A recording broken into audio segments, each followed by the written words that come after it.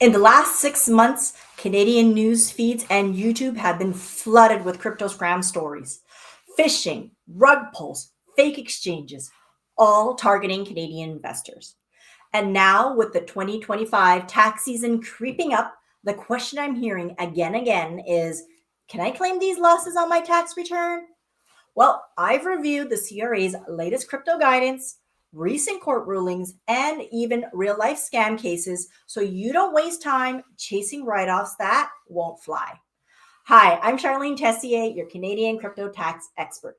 And every week I help crypto investors file accurately and avoid CRA problems. Now, this video is for general educational purposes. Everyone's tax situation is different, so always speak with a professional about your specific use case. All right, let's break it down. Crypto scams are surging in Canada, and they are getting more sophisticated. YouTube, Reddit, and CBC are full of stories just like these: phishing attacks, rug pulls, impersonated platforms. And many Canadians are now hoping at least one thing can be salvaged: their tax return. But the CRA's position might surprise you.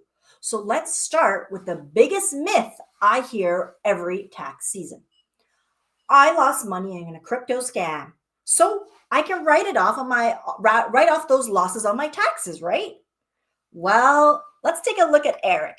He messaged me saying they blocked me from the platform. I couldn't access it. My portfolio showed $500,000 and then it was gone. I went to the police, I filed a report, but the CRA says I can't claim a thing.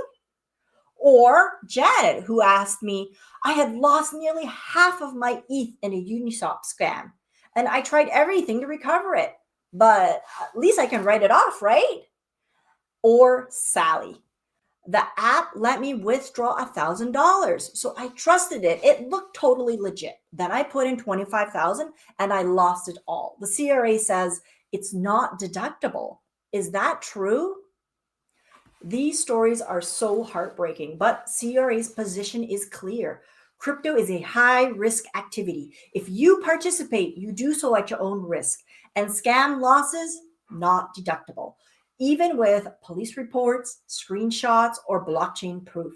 CRA still sees these as personal losses, not capital or business losses.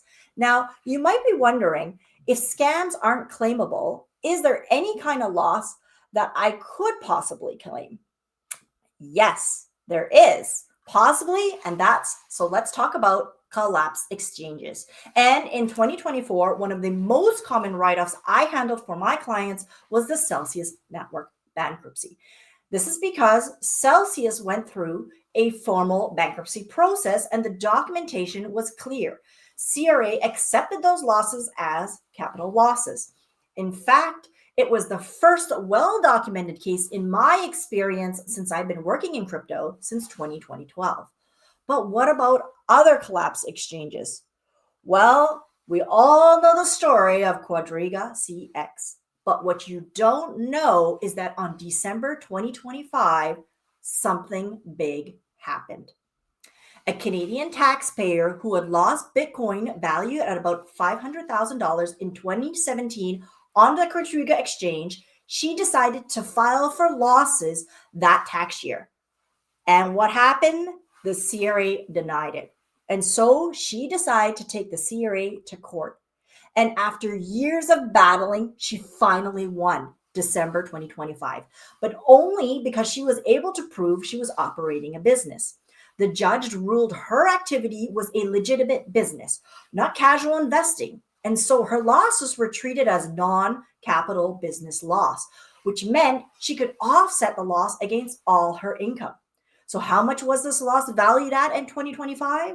Over $2 million. Now, before you start dreaming of those big refunds, remember that scene in He's Just Not That Into You? Well, she's the exception and you're the rule. Unless you can prove you're operating a crypto business and you're ready and willing to take it to court, you likely won't get that same outcome. So what does the CRA allow? Scam losses? No. Collapse exchanges, maybe if it's documented. Business losses, possibly, but only if you can prove your case under audit or in court. So, what should you do if you've been scammed? Step one, don't claim it on your return unless you're prepared to fight CRA and possibly even go to court for it. Number two, report the scam. Even though it doesn't help you with your taxes, reporting it helps others. In the description below, I have provided all the links for to help you to file reports with provincial securities commissions and the local police. Three, protect yourself.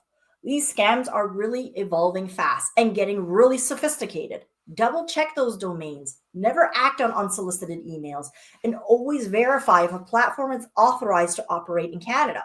And again, all these links are down below in the description.